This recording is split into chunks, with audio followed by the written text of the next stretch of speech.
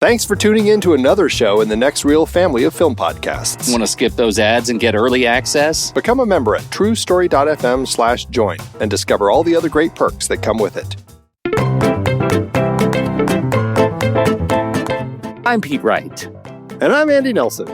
Welcome to the Next Reel. When the movie ends, our conversation begins.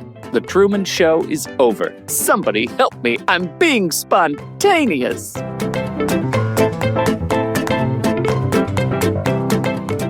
I had very sad lines prepared for that. The lines that really represent what this movie is about for me, but I decided that to open the new season, Andy, that would be inappropriate. Yeah, that would be dark. A dark way to kick things off. Yeah. Because that's what we're doing. This is season 16. We are doing this again. And we've got a whole new slate of movies for this year. I'm very excited about it. And we're starting with The Truman Show as a part of my series called Platformed Lives. Yeah. Tell us about this series of yours. What's the intention of it? Did you have any thoughts about it? What do you think it means? Well, it's performative. I just feel like, these are people who each, I guess you could say, have their own platform or their space in which they're performing or they're trying to capture performances. We're talking about The Truman Show, Nightcrawler, where Jake Gyllenhaal is a reporter who is totally okay going dark places in order to get the story.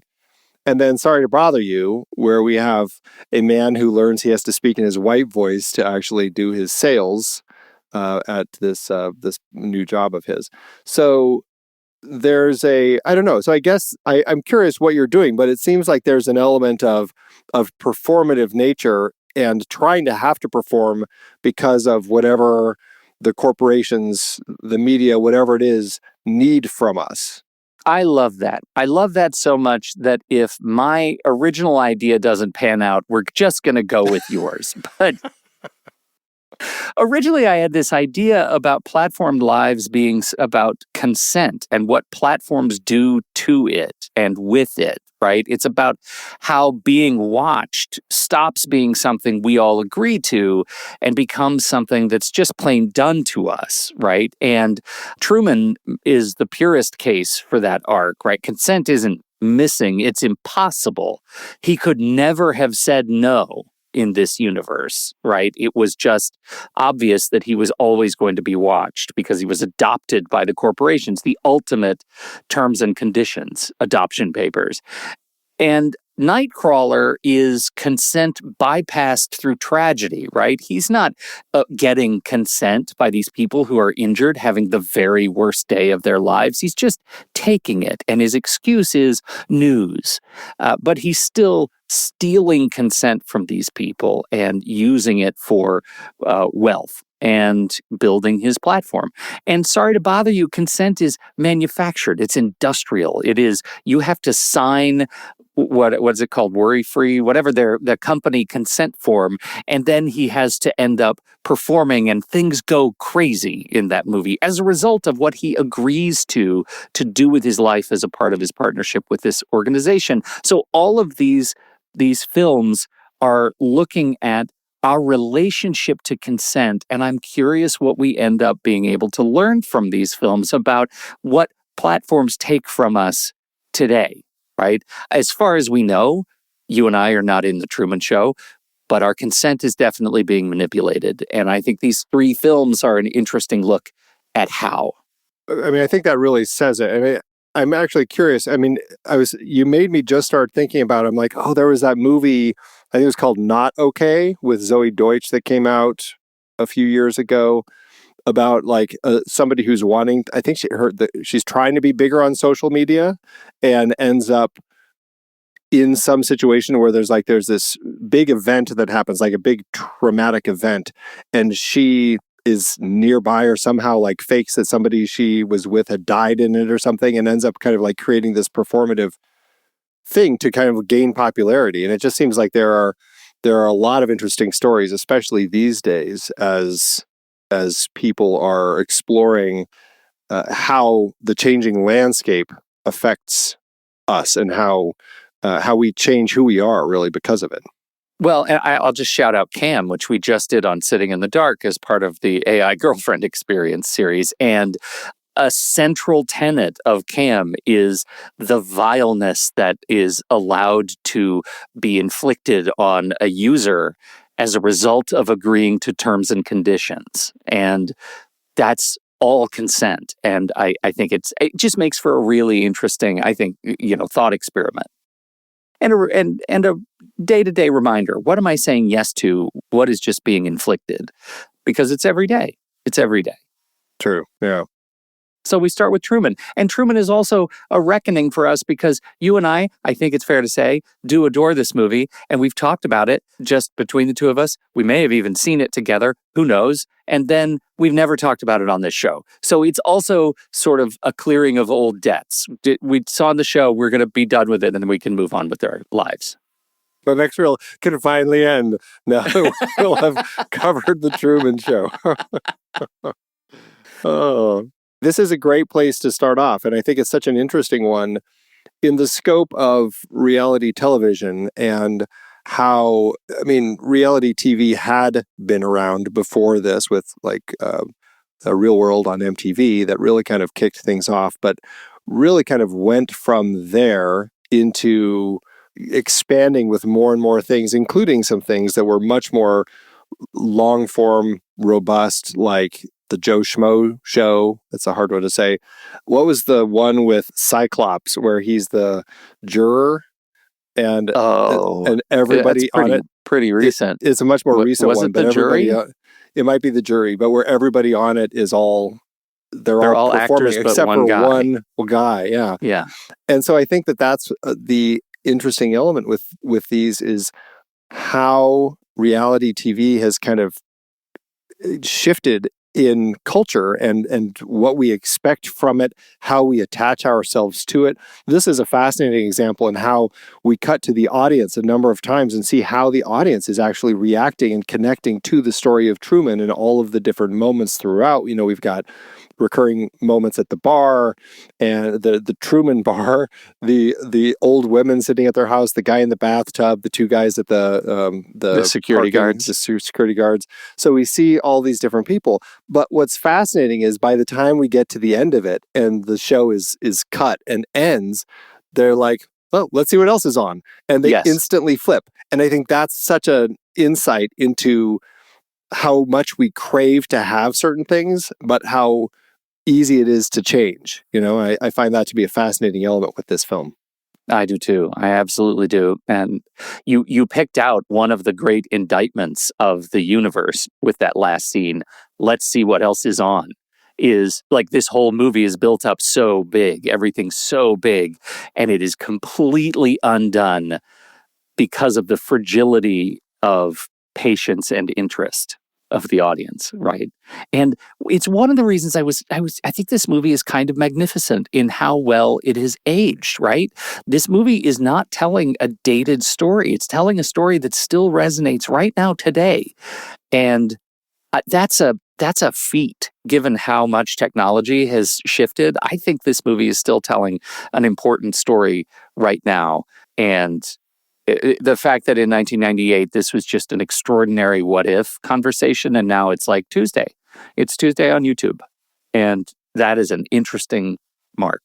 The parallel, do you remember, there have been the real life stories of, or the real life attempts at, I say real life, that is absolutely not true. What was the one about the girl who was, she was vlogging, one of the early vloggers, Lonely Girl 15, yeah. It was a story of these kids who were telling this story for years. It turns out people fell for it as like a War of the Worlds sort of thing. Like they fell for the fact that they thought it was real, and it turns out it was not. It was created by Miles Beckett, Mesh Flinders, Greg Goodfried, and Amanda Goodfried, and it was released from June 16th, 2006 to August 1st, 2008. It told this story of this kid. It ended up moving into a science fiction kind of thriller scope. But early on, it was just like a diary entry to get people interested. And it was enormously effective for a very short amount of time, doing a Truman Show kind of thing. She was a performer, but the actor, like the character she was playing, was freely giving of her consent to all of these, to the platforms to build interest in her life. That was another one that I was really kind of following at the time. I thought that was really interesting. Lonely Girl 15. Anyhow, I don't remember how I got off track on this. The big question for me, and this I think gets to, well, there are a couple of big questions that are wrapped in here. One, let's just say Christoph is not wrong. I don't think it's a real stretch to say that as a thought experiment, that the world outside is like no more real than the one he built, and it's probably not as safe. Is Truman's walk through the exit door a triumph, or is it just him walking into a new cage? And what is he actually choosing? And is it so obviously worth making that choice? And finally, what if he didn't choose? As an audience member, would you stick around and watch the show after Truman is in on the gag? I think those three questions are interesting to me. Yeah, on the last one, then it becomes Ed TV, right, where he willingly is being followed around by cameras. I would assume that they don't have to necessarily then be as careful with their camera placement, all the hidden cameras everywhere. It's just cameras everywhere, right? And that may be a big shift. I think for Truman, walking out the exit door is still a triumph because he has never known anything but this space. And so for him, he's walking into, sure, I mean, yeah, the world outside is much bigger. You could say it's no more real than the one inside the space. Certainly is going to be more dangerous outside the place, especially for Truman, who came from this bubble and is now going into a place where he's going to be getting mobbed all the time because everybody knows who he is. And that's going to create a little bit of an issue for him. But I think it also, like, he's going into a space that he's never known before. And so you could, it's hard for me to say it's just a new cage when I think for him, he's moving into a place where he's now actively has so many more choices and things that he can just do whenever, places he can go whenever. I think it's going to be a very different experience for him. So it's hard for me to say it's just a new cage. That's the first and a little bit of the third question. I think that the irony, the cruel irony, is the most interesting television show is the one that happens after he leaves the the dome. Like if I were Christoph, I'd want to have 10,000 cameras immediately outside the dome. Like all following him now. Yeah, yeah. Because now he gets to learn. He gets to, he's over his water thing, right? Like all of the crises that they implanted in him, the psychological traumas that they imbued in him to keep him in the town, like now he gets to get over those things and figure out what living is all about. And he gets to learn that the people who said, I'm jumping ahead to one of my least favorite moments, which is the conversation between Marlon and Truman on the pier when Marlon says, I'd step in front of traffic for you, buddy. The one thing I would never do is lie to you. And he's saying that as Christoph is reading him the line in his earbud. That is extraordinary betrayal. And that's, maybe some of the biggest straight up emotional trauma for him to get over is to figure out how to trust humanity again when his best friend for life is not telling him the truth ever. It speaks to the mental space that the actors themselves have to get themselves into to perform on this show day in and day out for, at this point, 30 years, right? Like there's a lot of decisions that they have to make and things that they have to be okay with. Like Marlon has to be okay with, and then Marlon is his character, his actor, his name in the Truman Show world. I can't remember what his actor name is. Noah Emmerich. Noah Emmerich is the actor, but who's... Right, he has 3 names. Yeah, he has 3 names, right. That's what I can't remember that name, but yes, anyway, Marlon had to be okay at some point saying, I'm going to be okay with lying to this guy because for the good of the show, right? Like all of these people have had to come to that space. Obviously, Meryl hasn't had too much of an issue with it. She's clearly just there for the notoriety, the money, who knows? But she certainly seems okay with bailing, because when Truman starts cracking and she starts having to deal with those cracks as a performer, she's just like, I don't want to have to deal with this stuff. This is too much for me. You guys got to be taking better care of your performers here. Marlon seems a little better. I mean, we haven't seen Truman attack Marlon, so who knows? But still, I think Marlon seems to be in a better place to just say a better place, which is a terrible way to describe it, but a better place to say, I'm okay with just lying to this guy because it's the show that needs it, and that's my job. And that's a break in the world as far as people being able to say, yeah, we're creating a massive lie for this guy, and everything we do is for the good of the show. None of it is for the good of the human being. Yeah, right. Yeah. So one of the things that was interesting to me, it's been several years since I've watched the movie, but when you walk through the major beats of the unraveling reality of Truman, it was surprising to me this round just how fast the veil begins being lifted for him. You could tell he's kind of already curious. Something is already a little bit amiss when the first light falls from the sky. Right. How ahead of the movie do you think you are at this point when that light falls? Well, I mean, that's like inciting incident. That's like within the first 10 minutes of the film. So like it's getting us to a place where we kind of get a sense. And by this point, we're walking into a movie we've seen the trailers for, so we already have a sense that we know where it's going to go. So I mean, it's hard to say, especially thinking back to 1998 when the movie came out, having walked into the theater. I mean, I feel like I pretty much already had a sense that the story is going to be about a guy who has been living this for 30 years and slowly figures out that his reality is not what he has always thought it is. Yeah. Yeah. I think it's, I'm with you. I mean, I think that's kind of where I am too. This whole idea that, once that light falls, it kind of gives away everything. And then the trick of the movie is presenting artifice in a way that makes Truman's journey of being behind me as an audience member that much more exciting. Also, he's putting us in the position, like we're right alongside the security guards and the guy in the bath. The guy in the bath, he's in that bath for like 17 hours. Way too long. It's a long bath. Way too long, yeah. The women in the home, like we're right there. Like we could look at each other and do our cutaways as we're watching this movie. And that is fantastic cinema on behalf of Peter Weir and Nickel. The fact that we're complicit from the jump. And then these things happen and we get to watch Truman unravel in a way that for me is super, super authentic. And that he notices things just slightly behind us noticing them makes this feel like an incredibly real adventure.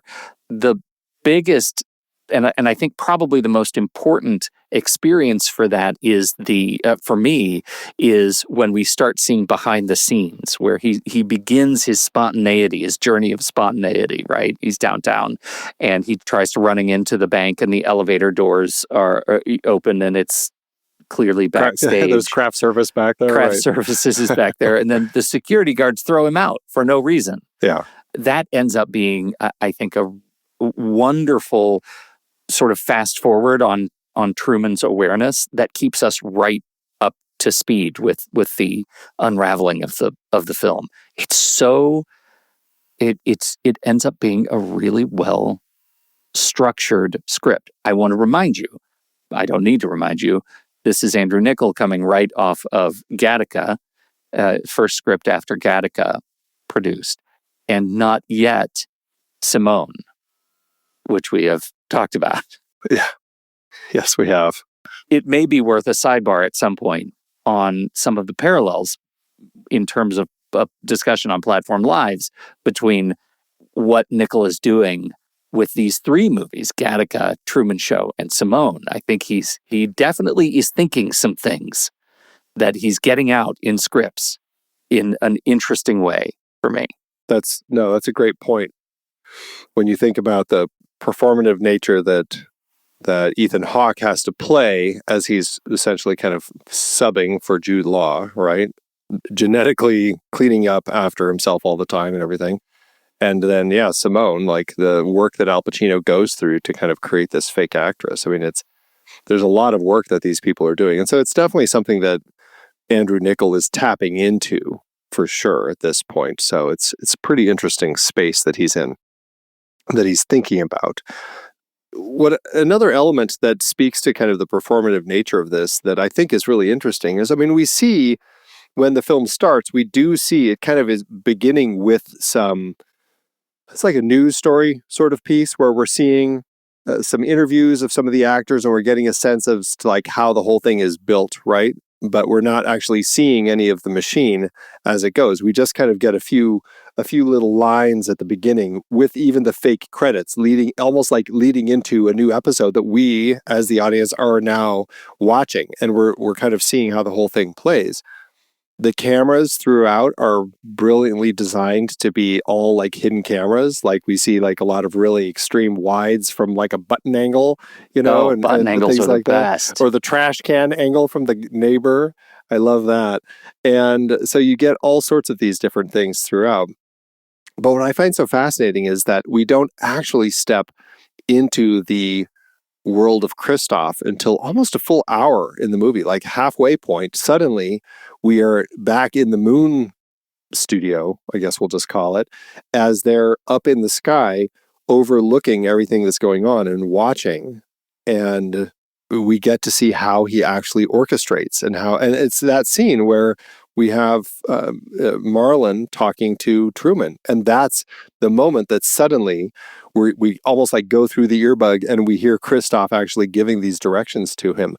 It's an interesting moment to reveal that God angle, like that someone else is the puppet master pulling on all the strings to make all the things go exactly the way he wants.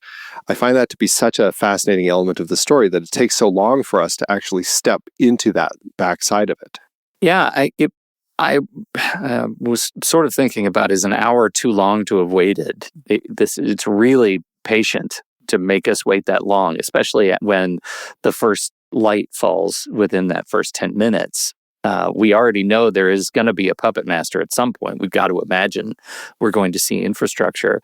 I think they waited that long because of the cool shot that it is when they zoom in on the moon and see that sort of translucence in the surface of the moon, and it's Christoph standing on that platform.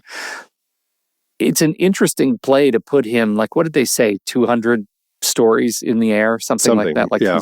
He's at Way the top of this dome. And from Christoph's perspective, he's over the ocean looking down on this coastal town. It seems like a weirdly impractical location for the crew to be sitting and for Christoph to be actually living. Because, I mean, in a way, Christoph is a mirror image of Truman, right? Because Christoph lives in that space. He's an enormous recluse. He never leaves. And he comes out to the control room to run the most dramatic moments, but the show goes 24/7. And he's aware of his own situation, but in many respects, all other respects, he's just as trapped. Yeah, that's very true.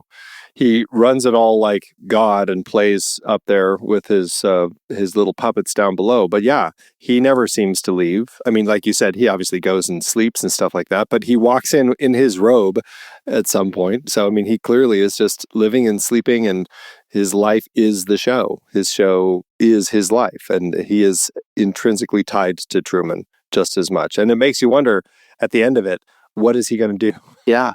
Does he know how to do anything else now? Right, because he has to walk through the exit door too. And part of his conversation at the end of begging Truman, and it's not like a bend the knee kind of begging. It does seem like a genuine plea, is because he doesn't want to leave either, because he's not ready, right? While Truman is ready, he's not ready. And there is an argument to be made that that's a kind of a clever way to introduce a father-son relationship, right? That he's not ready for his child, for his creation to go out into the world and to be free. And I think that's ends up being a pretty special trick of the performance, that we get that relationship.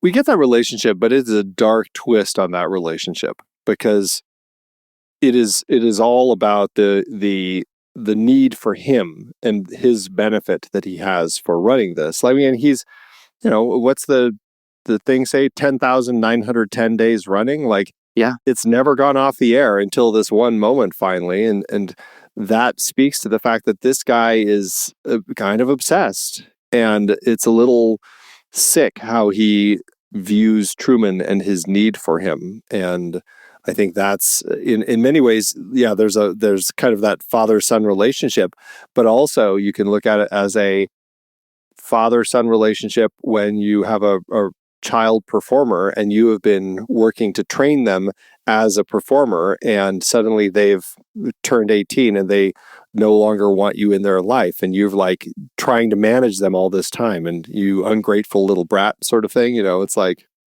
that you've created your own identity from their identity. Yeah. Well, so we've got a couple of opportunities for others who feel their way through Truman's veil and feel like it's unfair for Truman to live in this bubble, and we should walk through those in just a bit. Yes, first let's take a quick break. You can actually find the show over on YouTube, and you can join us live when we record. We will even take your questions in the post-show chit-chat, and members get the full post-show conversation and always know what to listen to next. Subscribe to The Next Reel on YouTube. The link to this episode is in the show notes. We'll be right back. Andy, can I ask you something? Always, Pete. What's up? You know that feeling when you walk into a great video store, or for the younger crowd, scroll through a really well-curated streaming library, and you realize you could just stay there? Like, this place has everything you didn't know you were looking for. I know exactly that feeling. It's one of the reasons we started making these shows. Right, because that's what the Next Reel family of film shows actually is. They're not just shows you keep up with. They make a place you come back to. Whether you're working your way through the Next Reel's deep catalog of film-by-film conversations, catching up with the film board on whatever's in theaters right now, or going deep on horror tropes with Sitting in the Dark. Diving into a CinemaScope episode on a genre you've always meant to explore, like screwball comedy or Italian giallo. Or sitting down with movies we like to hear how a cinematographer or costume designer thinks about a film you already love. It's all here. And honestly, a lot of our listeners have been using it exactly that way for years, which is why, if any of this sounds like how you actually spend your time, browsing, discovering, going back to something you bookmarked 6 months ago, we'd love for you to consider becoming a member. For $5 a month or $55 a year, you get early ad-free access to every episode across all 5 shows a full week before they go public. You also get exclusive bonus content that doesn't live anywhere else. And more than that, you're directly supporting 5 independent shows made by a small independent team who genuinely love doing this. Membership is the most direct way to make sure we can keep the library open. Think of it as your library card. Head to truestory.fm/join. That's truestory.fm/join and sign up today. The Next Reel family of film shows. The conversation is already here. Come find your next film. Okay, so there are people who want to tell Truman the truth. And there are always people who want to tell the truth. And some of them are real well-meaning people. Others just want the attention, and we get both in this movie. Do you have a favorite truth sayer?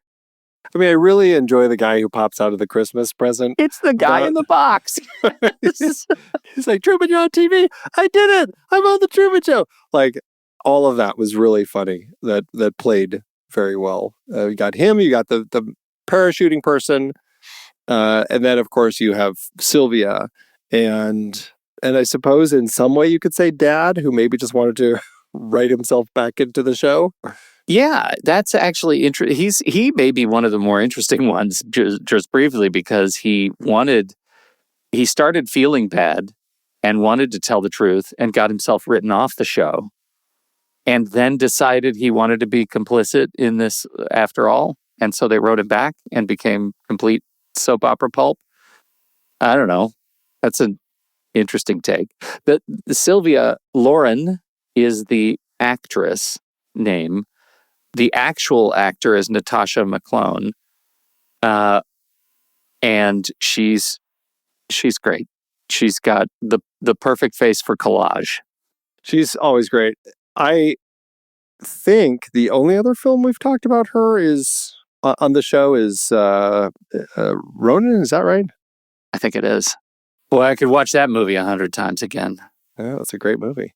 I love Natasha McElhone. I think that she plays this well. I think that she is a great foil for Meryl, Truman's wife. I think the nature of that relationship in high school, I think in many ways, as an audience watching the film, we can see how written it feels. The Meryl kind of trips and, oh, I hurt my leg, and that whole thing, to kind of like the written meet cute that they have. But what I love so much about that whole moment, when we get the brilliant design of the flashback where Christoph actually has it all edited already, and he does the little dissolve, and he has the composer right there to kind of play all the music for it. I just think that's so brilliant. But what I love about that is we actually see how real life works. Like, they can't just write all of this, right? They can't change how certain things play. And the fact that Truman sees Sylvia across the school grounds, and just that has that instant connection and falls for her, and that becomes such a key part of the story. And I think that that's so great in his life because of what it represents and the way that that plays, where when he bumps into her in the library and she's just like, I can't talk to you, I'm not supposed to talk to you, I'm just I'm a background actor, or whatever she says. Like, that's her world. Like, I am not supposed to have written lines. Like, with the SAG agreement, they're going to have to do new paperwork to get me into the union, because now I'm being written in as I have lines on the show, and that's that's the whole production side of it. But the fact is that that's also not how they scripted it, and I think it plays so perfectly because of how real life just is constantly throwing curveballs that you can't see, and Christoph can't see all of these things. Man, I'm torn, because part of me, I watch this and I think she's an actor who is trying to at first increase her presence on screen. Is that bad of me to even imagine that she's just like, maybe if I make eyes with Truman, I'll get some lines. But I don't think it stays that way. I just didn't find her. It's interesting to find, like, he starts flirting with her and she could have not flirted back, right? She could have gotten up and walked away. She could have walked away. Yeah. But instead, she wrote, now, we have to go now. And they run down to the beach. Now, or it's never going to happen, she says, something like that, right? Yeah. And they escape to the beach, and her dad shows up driving on the beach and says she's crazy. This is not the first time. You're not the first. We're moving away. We're going to Fiji. Yeah. Yeah. Which, and she's, she's horrified. Yeah. By this. It ends up being an authentic moment. She clearly becomes an advocate for Truman. She watches the show all the time. She's rooting for him. And obviously calls the show to levy her challenges with what they're doing to Truman. And we get that incredibly pretentious Christoph line when she calls in and he says, no. I love engaging with past cast members. What a jerk. What an incredible ass. That's so funny. Yeah. I also like, just as a side note, that her call to Christoph comes in right after the Hague is calling. I'm like, what is knowing the relationship of the Hague and history. I think that's such an interesting, they're calling human rights and everything. I'm like, that's pretty interesting. Yeah. Yeah. So that's one of his love interests. The other is Meryl, the other side. You already mentioned we had the manufactured meet cute. We also have all of the complications of a developing relationship and then a marriage, and while also being a spokesperson for products in the kitchen. Yeah. Which gives us some of, I think, the most wryly funny moments in the movie when she gets to tell Truman, "Hey, Truman, look what I got. It scrapes, it slices, it scoops, it, Does everything. Yeah. it does everything. Great. That's so great for you." It's wonderful moments. What did you think of the fantastic Laura Linney? I love Laura Linney, and she plays it so well. As somebody who loves Truman, wants to, be part of this world, but only in the scope of a scripted, safe relationship. And I think that's when things really shift. And I think Laura Linney plays that so well when suddenly Truman is acting out of the ordinary and she doesn't know how to riff on the craziness that he's bringing to it. And he hops in the car and let's drive off, and they spin around the circle a bunch of times, and then they head off one direction, and suddenly Christoph has staged like all this traffic to appear ahead of time. They go back and do the same thing, and they go down the same road. He's like, look at that, nobody's here. Like, and she's clearly breaking and just like trying to figure out how to handle all this. And finally, like that moment where she calls out, like, help me, or whatever. I think, how can I work? It's so unprofessional. All of it is it plays so well for somebody who's in this world who, I mean, let's face it, it has been relatively safe since she came on. Like, it doesn't seem like anything has really been a big problem since that initial meet cute back in college. And so, I don't know, whatever, how many, like the decade or so that they've been together probably has been okay, and probably a fairly cushy job for her, just kind of doing the same thing. I mean, granted, it's like 24/7 living here, but still, like, you sign up and it's relatively safe. And suddenly it's not. And I think that's the shift for her that works so well in the scope of the story. My favorite moment of all of this, though, is actually not even her, but it's when Truman follows her to work to see if she's really working at the hospital, and he sees the operating room. And you have the doctor, who clearly has never operated on anybody, about to cut into this poor person who's just lying there pretending to be a patient. Hey, oh man, that plays so well. So, and you can see them kind of watching, like, when is he going to finally leave? It's brilliant. Like, I think she does all of it so well. That's one of the things they capture really well with the story. I do too. And I do think she's great. And I think that the relationship, they also deal with the fact that we never see them having sex. And yet she's talking about having a baby. And I just am trying to imagine the lengths they will go through to make that work so that Truman believes it on a broadcast show. They never show anything, but have Truman and Meryl ever had sex? I assume so. They've had sex, because they have people talking about it at one point where they're like, oh, they never show anything. They always cut to the curtains blowing in the breeze or things like that. Right. The security guards are down for any sort of that content. Do you think that fingers crossed is enough to nullify a marriage? That was an interesting catch. And I don't know, it's one of those things where it's like, how did he never notice that when they first got the wedding photos back, and, things like that. And it's one of those things. I think I can buy it. It always is one of those moments I'm like, it's not as strong as some of the other elements, Yeah, it just feels like, what is that? I mean, that's clearly a thing that is important to Truman, that it means something to him. And probably from the perspective of growing up in this teeny tiny town, having not been sort of exposed to broader cultural dynamics, maybe fingers crossed is still an important thing for him as an adult. Yeah. Kind of a stunted adult. To me, I think it's funny that is something that means so much to him, that he probably believes that it nullifies a contract. Even if it doesn't nullify a contract, it's just a sign to him that for her, she wasn't taking it seriously, right? So whether it's going to nullify it or not, I don't know if it really matters as much as how it fits in his scope of the reality of their relationship. Right. This town, what do we know about this town? And is there really a dome over it? Seaside, Florida. This is a real town, and I think when Peter Weir, they took a while scouting, trying to find the right place. When he saw it, he's just like, "This is it. Let's move in."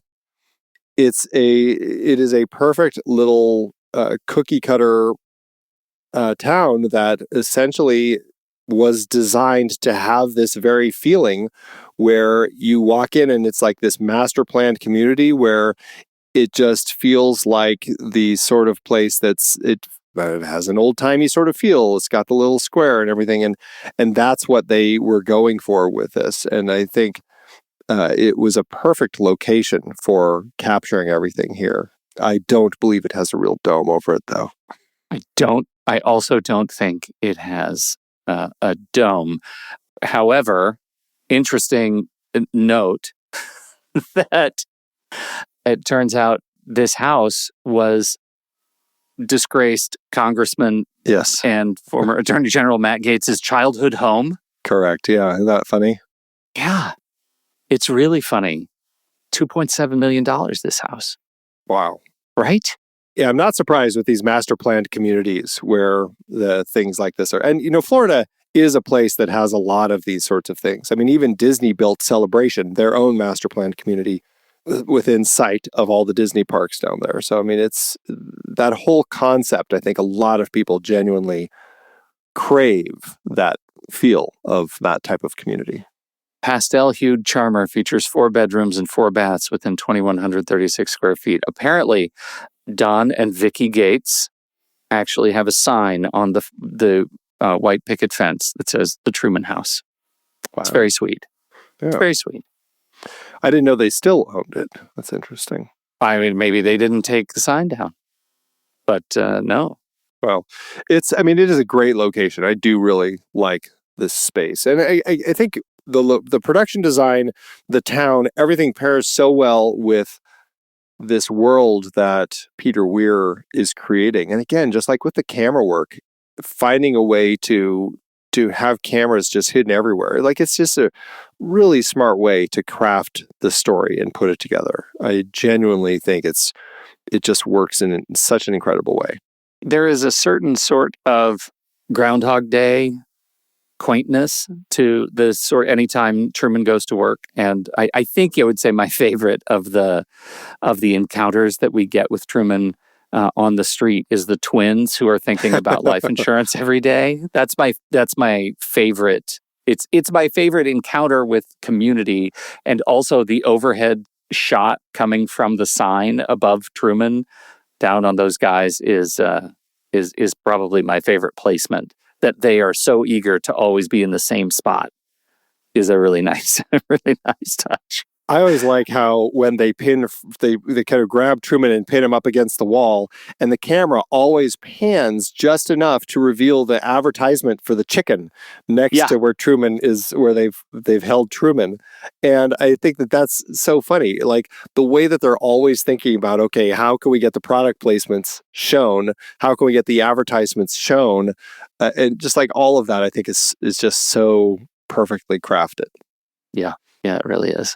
This was, it's an interesting journey with this one because Andrew Niccol was originally wanting to direct it himself. And it was a darker story. It took place in New York.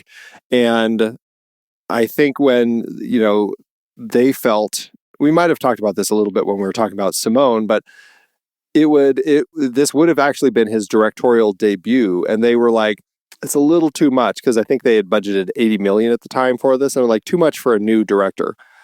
So they paid him some more money to have him step aside.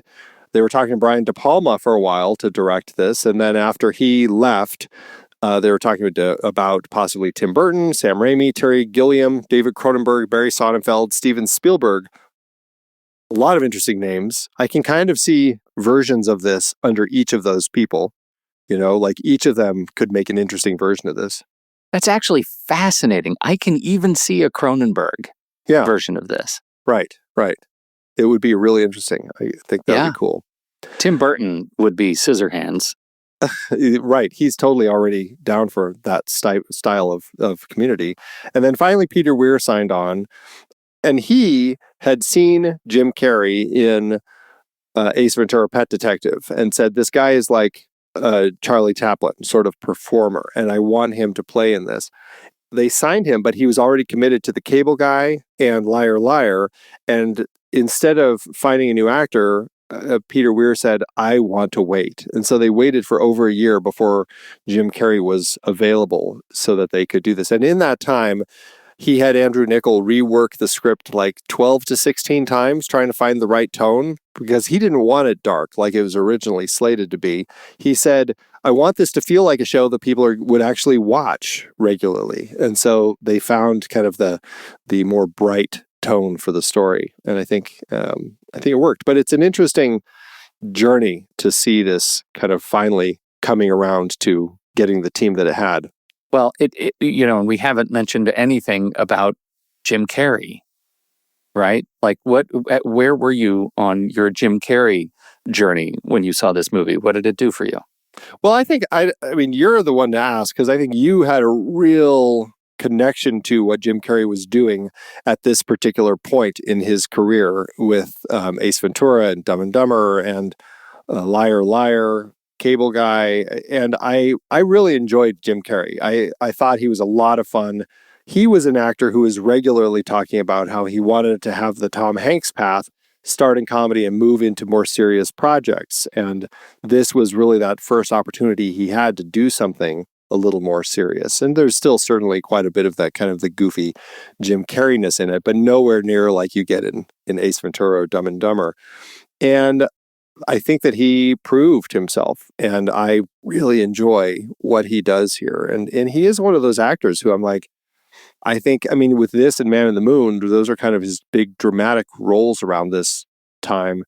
And I think that he easily could have kind of continued down that road had he, I don't know. I don't know if he was just kind of shifting and trying to find the right path for himself or what, but I think he very easily could have continued down the road more. I mean, he did have more with like the Number 23 and the Majestic and things like that, but that direction never seemed to completely take off for him. And now he's kind of retired and doing art and pops up in the Sonic movies is kind of what it seems to be his where he is these days. Yeah, I mean, really, who can blame him? And I have not seen a single Sonic movie, but my understanding is his Robotnik is pretty great. Yeah, very fun. He's such an interesting guy, and I was definitely in the bag for Jim Carrey in this era because, this was all before, this was before the stuff that he was doing, the Cable Guy and Liar Liar and Dumb and Dumber, and even Batman Forever. I thought his Riddler was actually really great in Batman Forever. The Mask, of course, was kind of the big one because back in the day, I had a reasonable facsimile impersonation of Carrey's The Mask. And I also think people forget his long run, nearly 5 years run on In Living Color, which is an underappreciated sketch comedy show of the era. I think it was really great and had legs. He has some really enduring characters that directly influenced so many of the characters and faces he did on screen. But we get the Truman Show, and that gives us some of his, it gives us a chance for him to leave everything, on the field, right? To really do something different. We get a little bit of his comedy. We get some of the faces, hello, good evening, and good night. We get all of those kinds of things. But that leads to stuff like Man on the Moon, which was extraordinary, quite deeply damaging to him personally. Me, Myself, and Irene, tough movie to watch. But Bruce Almighty gets us back to some of his sweeter comedy. Like, I actually think this era of him from the 90s through the early 2000s was just some of his greatest work. And, you're right. The Number 23 is out there and it's a good movie. But from then on, he's a different kind of actor. I liked Yes Man to some degree. Mr. Popper's Penguins was pretty great. But then he was just a different kind of actor. And he has definitely entered a different phase in his life. And I look at him, and Eternal Sunshine of the Spotless Mind, of course, is the other one that I pair with this as kind of my favorite efforts of Carrey's to show different sides of his humanity. And he clearly has many of them. He's a complicated guy, and I really like what he has put on film. Yeah. I don't know if I wish he'd had an easier run of it or a better run of it. He's clearly had a great show. I mean, he's got 67 credits in his career. It is a notable career with some incredible highs and some, again, enduring character work. And I also feel like he arrived at it through a lot of pain. Yeah, but I think, to your point, films like this will always stand out as, the highlights of what he's done. I think it's just going to be easy to always look back and say this was one of the greats that he was in. He also has a banger of a Joe Biden impression on SNL. So we'll always have Carrey's Joe Biden. We'll always have that. Yeah. Yeah. What do you think of Peter Weir? I think we've only talked about Gallipoli before in our 1981 series. Like, where do you stand with him and his career? I'm very fond of Peter Weir. My Peter Weir is Dead Poets Society Peter Weir. So I'm that guy. I'm also a Witness guy. I like Witness and The Way Back. Like I have seen Mosquito Coast. I've seen the show, the films of Peter Weir. I think before I was really tracking, oh, this is a Peter Weir movie. I was watching Peter Weir movies. So I know he came to this at a real high point in his own career. Like he was a guy who was he's kind of already legendary. And I can't think of a Peter Weir movie I haven't liked. Except for this is okay. I gotta say it out loud. I've never seen Master and Commander. What? Oh, Pete. I don't need to say it again. I've said it once. It's okay. You would love it. It is such a great film. Yeah, you need to remedy that right quick because it's such a strong film. And you really kind of after Truman Show, he really slowed down, right? I mean, it was like Truman Show in 98 and then Master and Commander in 2003, The Way Back in 2010, and he retires. It was really the bulk from the 70s into the early 90s when he was busiest. But I mean, yeah, like you, the bulk of the projects I've seen of his, which is I've seen most of his films, I really enjoy, Yeah. He is an interesting director where I don't know if I can say there's a Peter Weir style, there's a Peter Weir tone that I'm capturing. His stories seem very different, but I genuinely like most of the movies that I've seen of his. It's funny because I agree with you, but the other way I think works. Like if I tell you Fearless, Green Card, Dead Poets Society, Mosquito Coast, etc., if I start with the movies and then say Peter Weir directed those, I'm not surprised. But if you ask me to tell you what are all the films Peter Weir directed, I don't know that I could tell you why they feel like a Peter Weir stamp. Interesting. It's, incredible craft. And we're definitely in the bag for Gallipoli on this show for sure. Worth listening to. I think that was a great conversation, and maybe we could use a Peter Weir series at some point in the future. Yeah, we definitely need to get you to see Master and Commander, and if that's what it's going to take, that would be the anchor. That would be the anchor. What is it's British ships at sea, that kind of thing? Is he chasing pirates? It's not chasing pirates. They're exploring, and it's based on a huge series of books that I'm surprised that you haven't read because it seems like that would be all right up your alley too. But just like they're ship battle books, really, Okay. And they end up facing some pretty tough opponents in Master and Commander. So it's not pirates. At a minimum, a series about ships at sea. I could get down with that. Yeah. There you go. Yeah. All right. Anything else? I think that's it. So let's move into the back half. But first, let's take a quick break.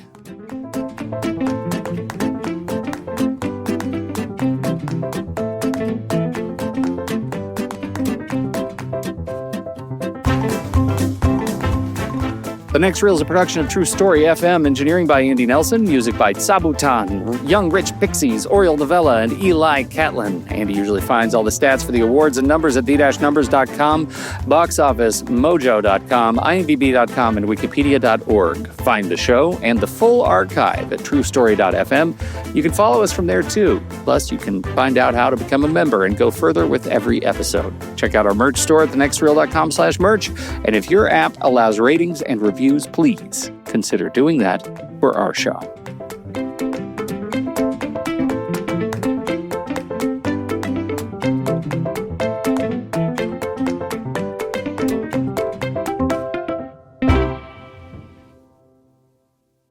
All right, Andy. Sequels and remakes.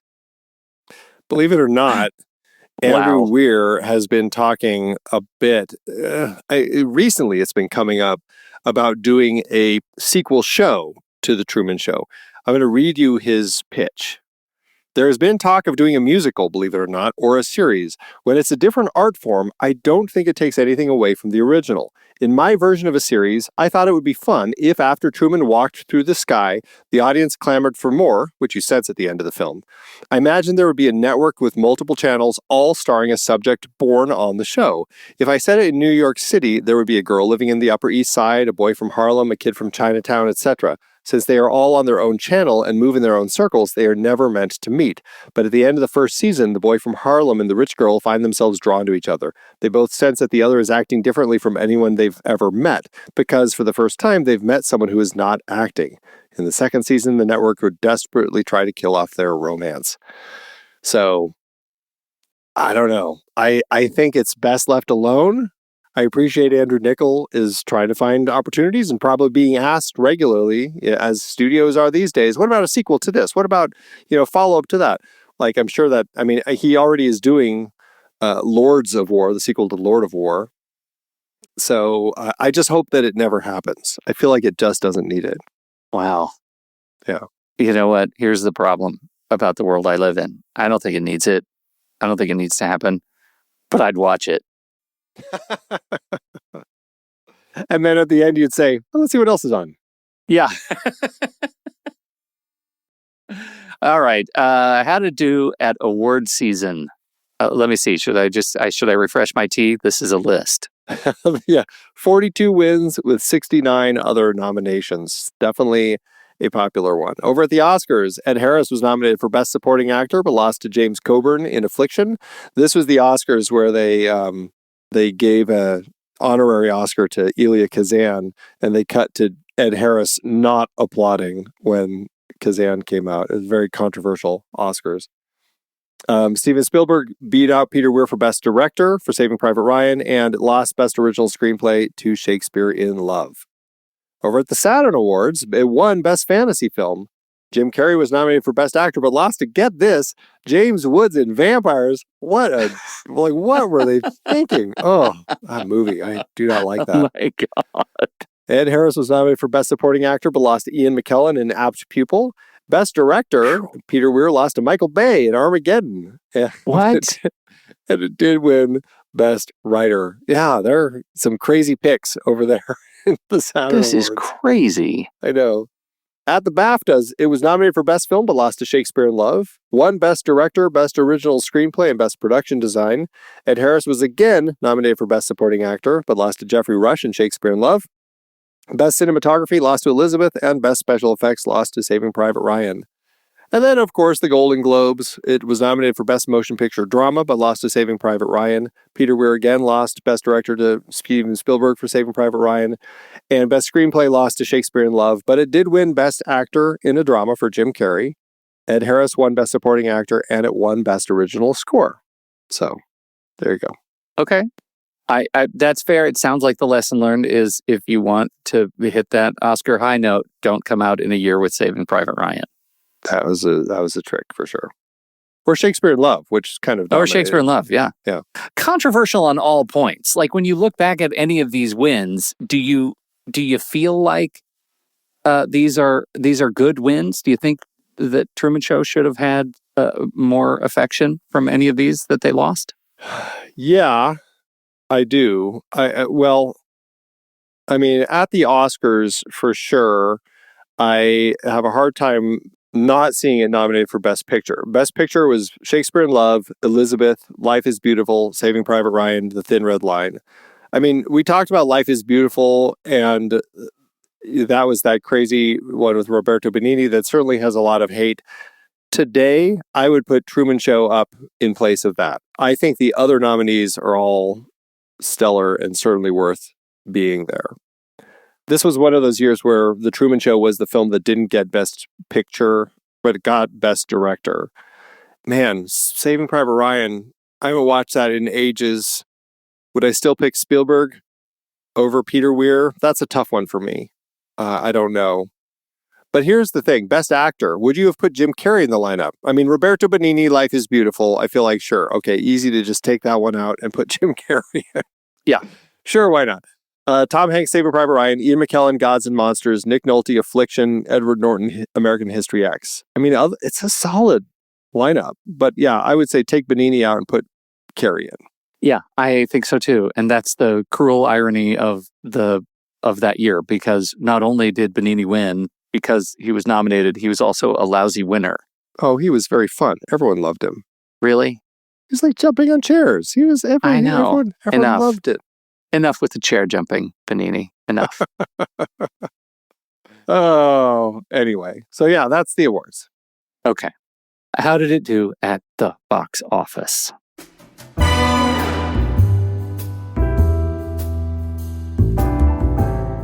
For Weir's film, he had a budget of $60 million, or $116.4 million in today's dollars. The movie opened June 5th, 1998, opposite A Perfect Murder and the limited release of Beyond Silence. See, I guarantee that we saw this together and A Perfect Murder probably the same weekend.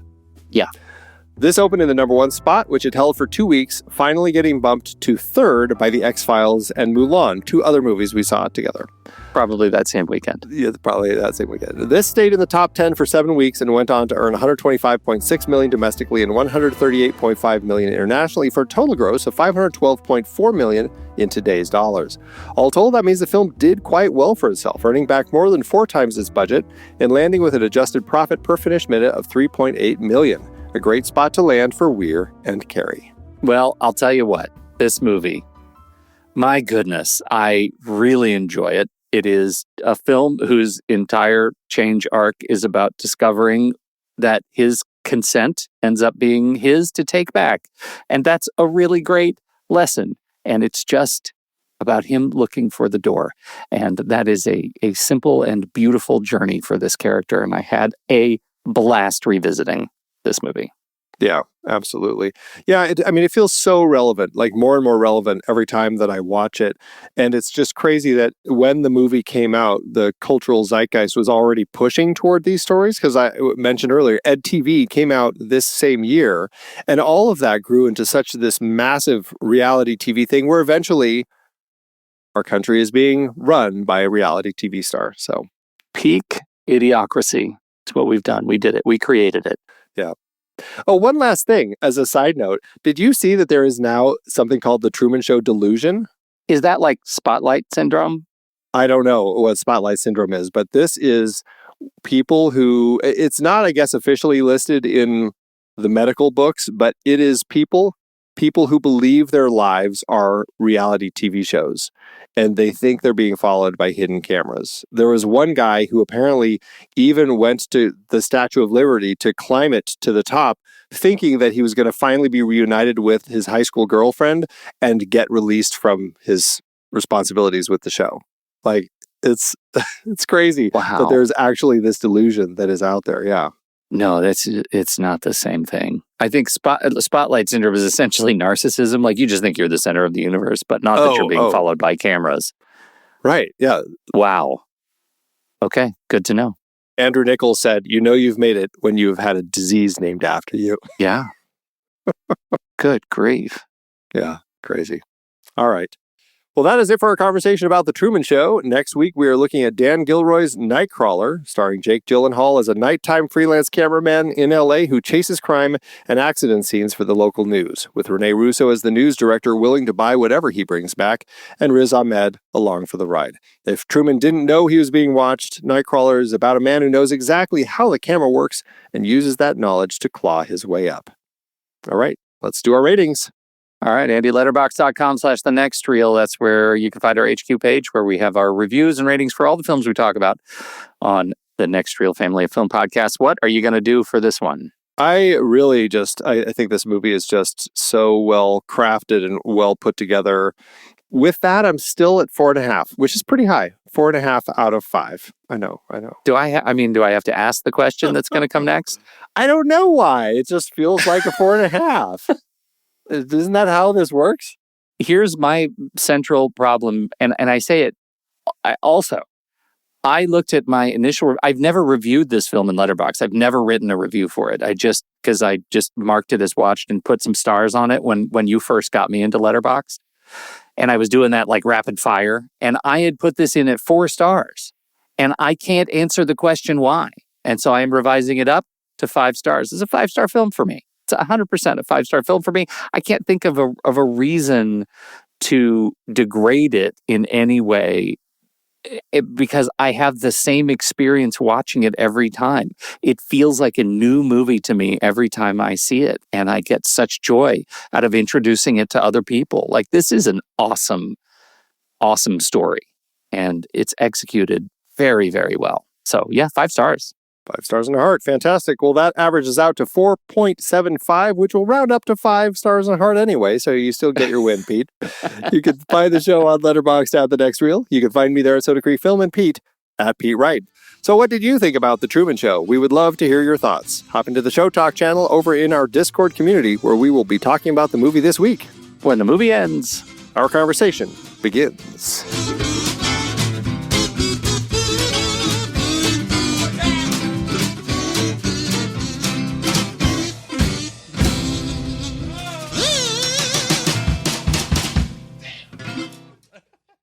Letterboxd, give it, Andrew. As Letterboxd always doeth. All right. There are some good gags in the Letterboxd about this movie. What did you do? What did you do with your review?